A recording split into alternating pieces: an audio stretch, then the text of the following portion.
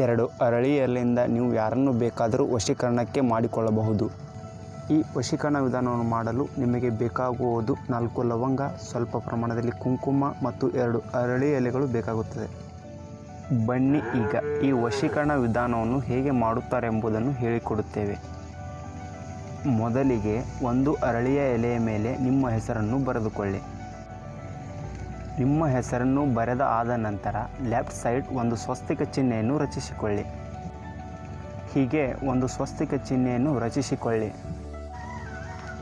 ನೋಡಿ, ಈಗ ಮೊದಲಿಗೆ ನಿಮ್ಮ ಹೆಸರು ಮತ್ತು ಒಂದು ಸ್ವಸ್ತಿಕ ಚಿಹ್ನೆಯನ್ನು ಮಾಡಿಕೊಳ್ಳಬೇಕಾಗುತ್ತದೆ. ಈಗ ಎರಡನೆಯ ಎಲೆಯ ಮೇಲೆ ಮೊದಲಿಗೆ ಆ ವ್ಯಕ್ತಿಯ ಹೆಸರನ್ನು ಬರೆದುಕೊಳ್ಳಿ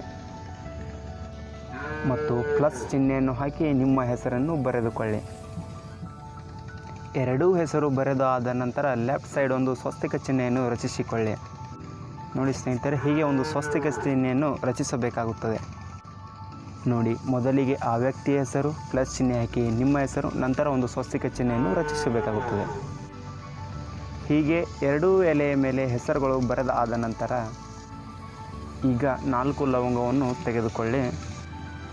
ಅದರಲ್ಲಿ 2 ಲವಂಗ ಮೊದಲನೇ ಅರಳಿಯ ಎಲೆಯ ಮೇಲೆ ಇಟ್ಟುಕೊಳ್ಳಿ ಮತ್ತು ಇನ್ನೂ 2 ಲವಂಗ ಇನ್ನೊಂದು ಎಲೆಯ ಮೇಲೆ ಇಟ್ಟುಕೊಳ್ಳಿ. ಈಗ ಕುಂಕುಮವನ್ನು ತೆಗೆದುಕೊಂಡು ಈ 2 ಎಲೆಯ ಮೇಲೆ ಇದೇ ಪ್ರಕಾರವಾಗಿ ಹಚ್ಚಿಕೊಳ್ಳಿ. ಇದು ತುಂಬಾ ಶಕ್ತಿಶಾಲಿ ಮತ್ತು ಅತ್ಯಂತ ಪ್ರಭಾವಶಾಲಿಯಾದ ವಶೀಕರಣ ತಂತ್ರವಾಗಿದೆ. ಯಾವುದೇ ಕಾರಣಕ್ಕೂ ಈ ತಂತ್ರವನ್ನು ಒಳ್ಳೆಯ ಕೆಲಸಕ್ಕೆ ಮಾತ್ರ ಉಪಯೋಗಿಸಿಕೊಳ್ಳಿ. ಹೀಗೆ ಈ 2 ಅರಳಿಯ ಎಲೆಯ ಮೇಲೆ ಲವಂಗವನ್ನು ಇಟ್ಟು ಕುಂಕುಮವನ್ನು ಹಚ್ಚಿಕೊಳ್ಳಬೇಕಾಗುತ್ತದೆ. ಹೀಗೆ ಕುಂಕುಮವನ್ನು ಹಚ್ಚಿದ ಆದ ನಂತರ ಆ 2 ಎಲೆಯನ್ನು ಒಂದರ ಮೇಲೆ ಒಂದು ಕ್ರಮವಾಗಿ ಇಟ್ಟುಕೊಂಡು ಇದೇ ಪ್ರಕಾರವಾಗಿ ನಿಧಾನವಾಗಿ ಅದನ್ನು ಮಡಿಚಿಕೊಳ್ಳಿ. ಹೀಗೆ ಮಡಿಚಿದ ಆದ ನಂತರ ಆ ಎಲೆಯನ್ನು ತೆಗೆದುಕೊಂಡು ಹೋಗಿ ಬೇವಿನ ಮರದ ಕೆಳಗೆ ಅಡ್ಡಿ ಮುಚ್ಚಿ ಬರಬೇಕಾಗುತ್ತದೆ. ಈ ವಶೀಕರಣ ವಿದ್ಯೆಯನ್ನು ನೀವು ಹೀಗೆ ಮಾಡಿದ್ದೇ ಆಗಿದ್ದರೆ ಆ ವ್ಯಕ್ತಿ ನಿಮ್ಮ ವಶಕ್ಕೆ ಗ್ಯಾರಂಟಿ ಆಗುತ್ತಾನೆ.